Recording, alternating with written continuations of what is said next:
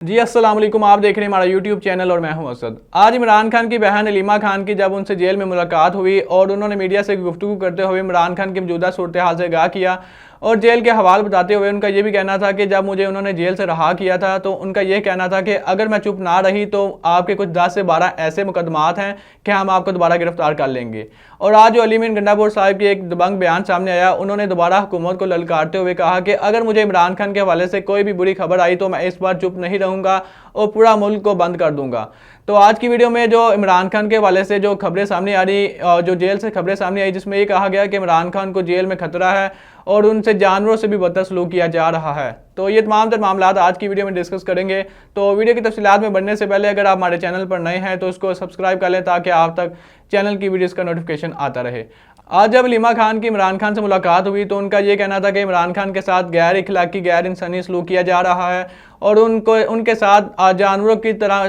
बर्ताव किया जा रहा है। इसके अलावा ना तो उनको मुकम्मल तौर पर खाना दिया जा रहा है और उनकी जो फिटनेस के लिए जो उनकी साइकिल थी वो भी उनसे छीन ली गई थी। उनको एक छोटे से कमरे में बंद कर दिया गया है और ना तो वो कहीं वॉक कर सकते हैं और ना ही वो किसी एक्टिविटी में इन्वॉल्व हो सकते हैं। उनका ये मज़ीद कहना था कि जब इमरान खान को गोली लगी तो उनकी फिजिकली फिट रहने के लिए उनको साइकिलिंग ज़रूरी थी, तो अब उन्होंने जेल से उनकी साइकिल भी छीन ली है और उनको मुकम्मल तौर पर एक कमरे में बंद कर दिया है। और इसके अलावा जो आज अली मीन गंडापुर साहिब का बयान सामने आया, उनका ये कहना था कि मुझे जो आए रोज़ इमरान खान के हवाले से खबरें मिलती हैं कि इमरान खान के जो सेल है वहाँ बिजली चली जाती है, ना तो उनको मुकम्मल तौर पर खाना दिया जाता है और ना ही कोई न्यूज़पेपर, ना ही कोई फैसिलिटी दी जाती है। तो अगर आज के बाद मुझे कोई इमरान खान के हवाले से इस तरह की खबर मिली तो मैं पूरे हुकूमत को ललकारता हूं कि इस बार मैं पूरा मुल्क बंद कर दूंगा और अगर कोई मुझे रोकना भी चाहे तो मैं इससे पीछे नहीं हटूंगा। ये आज उन्होंने अपने बयान में, वीडियो पैगाम में कहा। और उनका ये भी कहना था कि जो हुकूमत जो ओछे हथकंडे इस्तेमाल कर रही है, हुकूमत को चाहिए कि वो इस तरह हथकंडों से बाज आ जाए,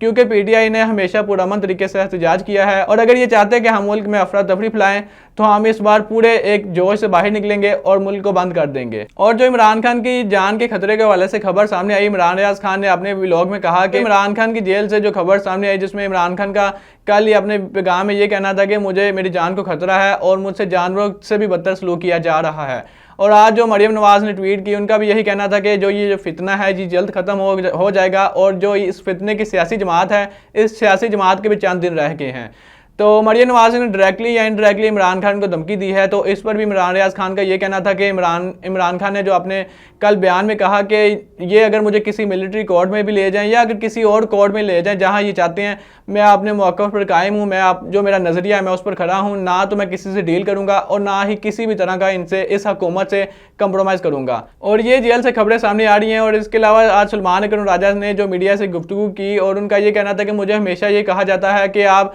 लोगों को कॉल दें कि वो सड़कों पर निकले। तो उन्होंने ये बताया कि अगर हम 10-12 हज़ार लोग सड़कों पर निकलेंगे, ये जो फार्म 47 की हुकूमत है ये गैर कानूनी तरीके से, गैर आइनी तरीके से हमारे कारकुनान को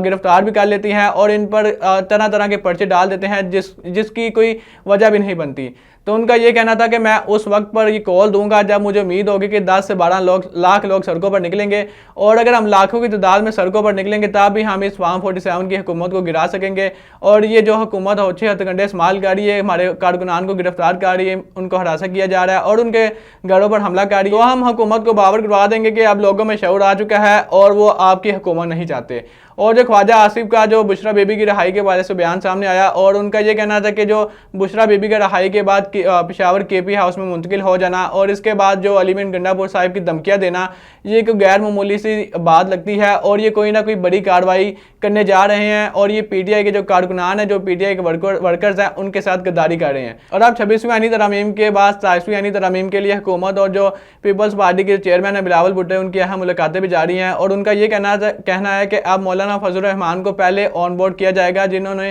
पहले 26वीं आईनी तरमीम में कलीदी किरदार अदा किया। और मौलाना फजल रहमान ने इस जवाब में कहा कि मैं ना तो इस 27वीं आईनी तरमीम के हक में कोई वोट दूंगा और ना ही मैं इसके लिए